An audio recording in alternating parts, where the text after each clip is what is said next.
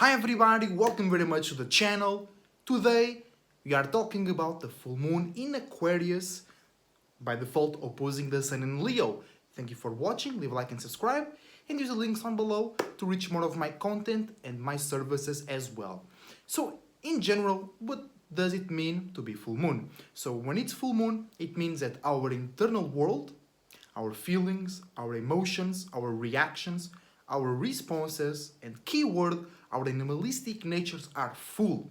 So anything that you bring to the cup or anything that you react to that comes from the outside world can make the cup go overboard, can make the water spill and get out of the cup, creating transformative scenarios, creating catastrophic scenarios, or if you've been planting good seeds, it will result in a fulfilling moment or realization, right? Because in general, depending on what sign and modality the full moon is, most times than not, the full moon scenario will be a realization, a feeling, a memory, oh, actually I thought I was in a wrong path, for an example, but now I realize I'm in a good path because of reason A or reason B.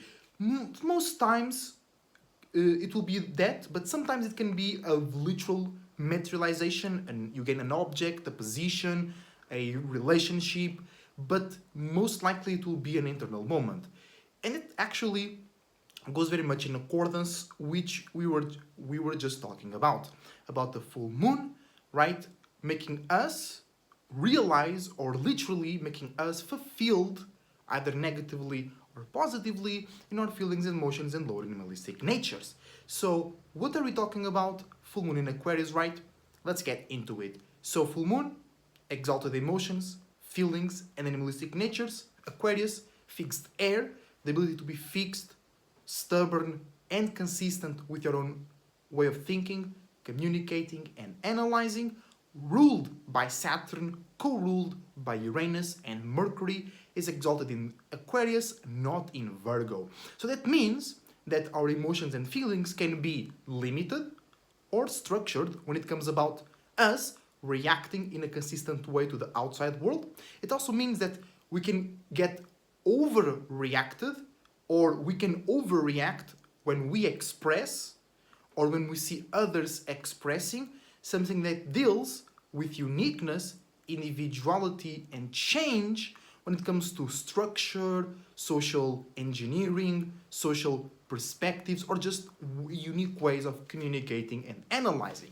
And because Mercury is exalted in Aquarius as well, the full moon in Aquarius will bring us a extra feeling or a extra need to think, communicate, and analyze in a unique way. Or on the negative side, you can feel more insecure or nonsensical, non-logical feelings of insecurity about your lack, which might not be true, right? You might just be reacting in the wrong way to this moon, but you might feel like you're not individual enough. You might feel you're not intellectual, intelligent enough to be worthy of expressing your feelings and emotions or your logical ways of thinking, communicating, and analyzing, right? So in general, full moon in Aquarius means that we and everybody else, right? Not just you, not just me. If you know astrology, if you are into spirituality, you can catch yourself way quicker than everybody else when you are overreacting. You can understand that others are overreacting as well and give them a break internally, because you shouldn't show so much benevolence and you shouldn't throw your pearls to the swines, but you know what's going on and they don't. So you gotta understand that, right? Even people that do astrology and spirituality in a subconscious way, they are more understanding and more compassionate than others, because they understand how the spirits are moving in this specific time and location, esoterically speaking, right? So also it means that you might be, right, expecting others or yourself to be very unique in your own way of thinking, communicating, and analyzing, or you might be expecting, or others might be expecting from you to have a bigger presence in social events or just the role that you and others play in society, right? And this very depends on your very personal perspective of your society, because some people have a very local perspective. This is my community, this is my society. And another people are lost in social media, for an example, so they think that the whole world is one society, and then the way they judge their role and others' role in society completely changes from a person that sees their locality, their, I don't know, the town they grew up with and is still there, for an example. They see it in a very different way. They feel, perhaps they can feel more a part of the world in comparison to the person that is so lost into social media that they feel no meaning in their existence, because they're looking at a way bigger sample than what they actually are a part of, right? And the full moon in Aquarius can really help these over-exaggerations, right? Of you paying more attention, feeling more attracted to the whole world, to the whole system, to the whole structure, and to the lack of uniqueness and individuality. Because if you look at the world from a very far away perspective, it can be difficult to see yours and others' individualities.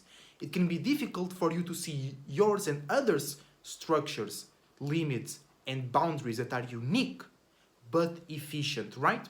So don't get caught up into these swings of emotions, these swings of perspective between you and others, when it's about time or when it's about just in itself thinking, communicating, and analyzing in a unique, individual, and different way, or when it's about unique circumstances, unique realities, unique ways to make sense and still communicate, unique ways to be stable but still flexible, because that air and Saturn energy. Saturn is a bit more grounded, a bit more earthly, a bit more the world. Air is a bit more free, more flexible, and more creative in general, right? And always remember that this full moon is being co-ruled by Uranus. So always expect some change, or think that that change, because you might be the element of change. That's what I want to touch, right? That's the point I want to achieve. So you might be feeling the need for change, right? And you might be putting that pressure onto the world. I want to receive change, right? But you might be the element of change that the world is needing, right? And you are the change that you need as well. So make sure that when you see the opportunity to communicate, to think and analyze in a unique way, do it and show it. Don't show it like to everybody else, because it's full moon, right? So it's more about personal relationships, more about things that are close to your heart or personal preferences, right? And let's take a look to how this full moon in Aquarius is aligning in general. We're not going to take a look at all the alignments, but let's see the most important alignments of this event, right? As always remember, full moons are also very important because they're going to show you the seeds that you have been planting consciously and unconsciously, right? But other than that, full moon in Aquarius opposing Mercury in Leo retrograde. So you might be feeling, right, that your way or others, especially in more personal relationships and communications, that your or others' ways of thinking, communicating, and analyzing might be too emotional based. It might be too much given face value, and that you or others cannot see the pattern or the bigger picture, right? Especially because Mercury is in retrograde, we're going to be analyzing more ours and others' past moments where we communicated based of ego, based of image, based of pleasure, based of looking good in the storyline, instead of actually being ourselves, actually looking at the truth, and actually making sense and analyzing patterns. And from one example, or from a lot of mini examples together, create a bigger picture. So you and others might be overreacting to the lack of that ability, to the lack of that sense. On the other hand, it all depends on your alignments. That's why it's always great to have an astrologer like me do you a full moon reading, for an example. You might be on the other side of the road. You might be, oh, everybody else is so dry in their way of thinking and communicating. Everybody else so serious. Everybody else just wants to feel safe in communicating about reality. Everybody else so worried about making sense and being useful and doing something unique? Can't we just be pleasurable? Can't we just communicate in a more fun way? Can't we just pay attention to things that deal more with entertainment? Can't we just go back to where we were comfortable before? Right? So those are the two different perspectives, ideologies that will be opposing each other. But in the end of the day, an opposition is always a big opportunity. So whatever side of the road you are in, you, or through your attraction potential, you can cross the road, or you can attract somebody that will cross the road and meet you in halfway point, or just internally speaking, you might have one feeling, but you might be able to create or attract another feeling to balance yourself out, so you can think in a more pleasurable, entertaining, and creative way about your feelings that deal with you feeling and being or seeing a unique perspective or a unique system or structure, right? Then also, full moon in Aquarius trining both Mars and Jupiter in Gemini. So this is really, really powerful, right? And let's take a look at these options in an individual way. So the full moon trining Mars, it's always a sign for a gift for extreme emotions, and because the full moon is already that, but Mars brings more passion, more motivation, more frustration, more aggressiveness, or just you are more connected to your deep desires, right? And what does the full moon do already? Brings more attention, or brings literally those animalistic natures outside. That's why the werewolf fairy tale is always on the full moon, because that's an allegory for real people, that on the full moon they allow their animalistic natures to take over their spirit or human mentalities, right? So with the full moon in Aquarius trining Mars in Gemini, there is a gift, right, to be extremely aggressive, passionate, or frustrated, but the Mars being in Gemini brings a more light, fresh, and I don't really care, or you're just too distracted to understand that you or others are overreacting or being too passionate or too aggressive. You know what I'm saying? On the other hand, to balance things out, they are both elements, or both planets, the full moon and Mars, are on air signs. So air signs care less about emotions and feelings, right? So everybody else might be reacting in a lighter way, right, about yours and others' overreactions or aggressive expressions, which can balance things out, make things fresher, make things less deep and less intense, but also you might be perceiving your expression as light or logical or not fueled by emotions, right, or deep desires, but others might be deeper into these current alignments than you. So you think you being light, you feel you being light, but others can be very offended, oh my God, to your expressions. Or you brought an information, you talked about a video, or you made them remember something, because of that Mercury in retrograde opposing, right, that made them feel deep and made them overreact. And now they are associating you with that thing, so they think you brought that to them, but they are the ones reacting to that, you know what I'm saying? But then they can get into that boat of full moon in Aquarius trining Mars in Gemini and go extreme mode on you. And now you'll be like, what the hell is going on? I thought we were light, we were just talking, Gemini, about reality and patterns, or social media, Aquarius, and now we are on this deep conversation or on this aggressive exchange of information.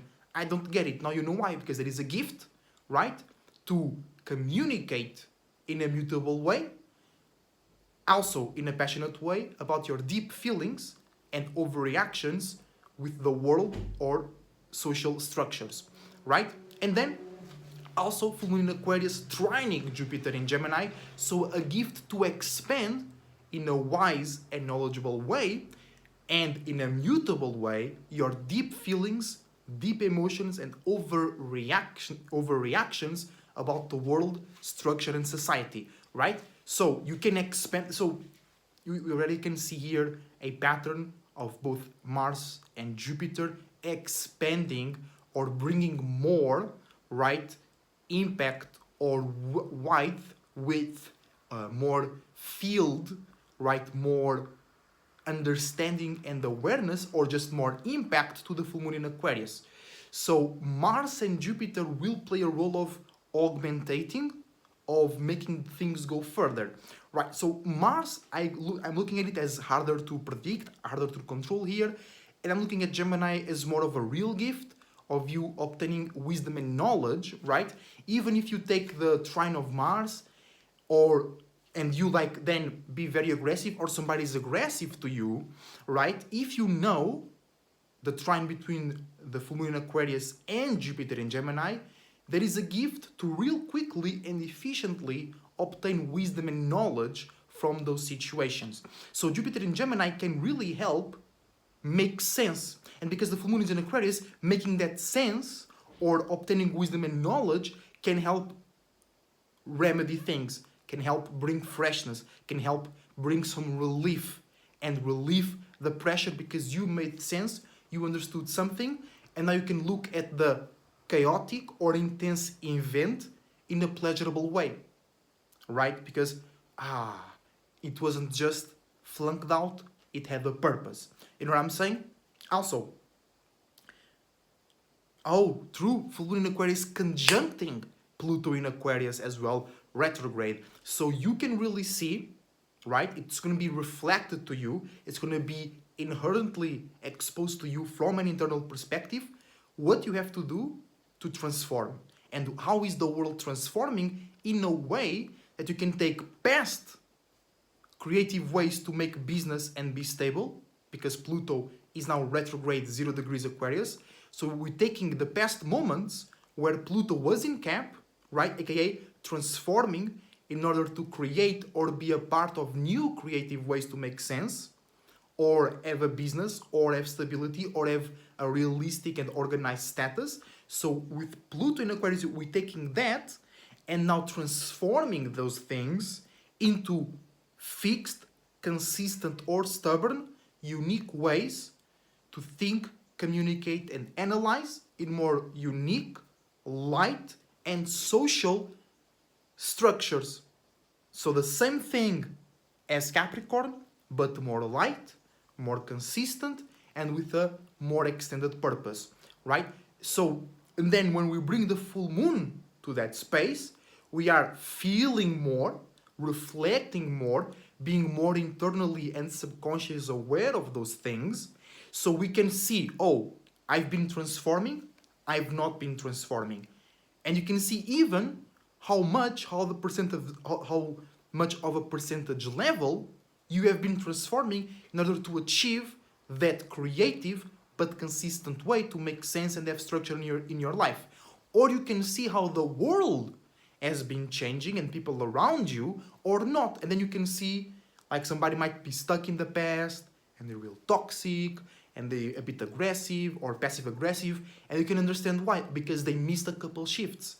They didn't transform themselves, so now the world and Pluto and you, perhaps being an agent of God, of all possibilities, are forcing them to transform, are forcing them to take power and control back so they can have a more light, unique, but still efficient and consistent way to have stability, either mentally, socially, and physically as well. But it's going to be very, very deep if you don't know what's going on. If you know what's going on, it's still going to be really deep, that Pluto conjuncting full moon in Aquarius, but especially using the trine with Gemini and specifically Jupiter, you can make that way lighter and pleasurable, because now you will really understand what's going on, and you can travel spiritually to new perspectives and new neighborhoods, thus obtaining new wisdom and knowledge, thus providing more profit, spiritually speaking, aka more purpose, right?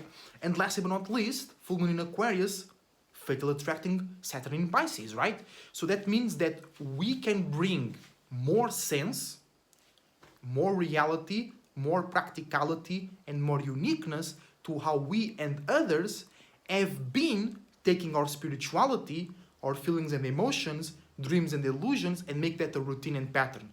make that a system, make that a structure, make networks out of that, right? Or we can bring more purpose, more feeling, and more creativity to how we have been perceived and building up our associations in a unique way, right? So the full moon in Aquarius can bring more sense, more logicality, or more emphasis to how we have been using Pisces to build our Saturn. How have we been using our mutable emotions to build structures and associations? But on the other hand, because it's a fatal attraction, so things just harmonize and swing into each other, we can take the structure that we have been applying or not to our dreams and illusions and the ability to be mutable with them, and then bring them to perhaps our too dry associations, perhaps to our too stuck and stiff mentality about the world, ourselves, and our structures, right? And it's going to be everything for today. I think just to finalize here our video, very important to not overreact in a logical way to your reality, because the full moon in Aquarius can dry up the dreams, illusions, and imaginations of whatever you have been built with Saturn in Pisces, okay? So if you want to know more, book a reading with me using the links down below, and make sure to know what's going on, because once you know better, you do better. Thank you very much for watching. I wish you the best thoughts, ideas, feelings, and emotions, a whole bunch of individuality, creativity, and responsibility as well. Always remember to believe in yourself, always remember to believe in all possibilities, and always remember, the best way to be is to be your goddamn self. I'm surfing out.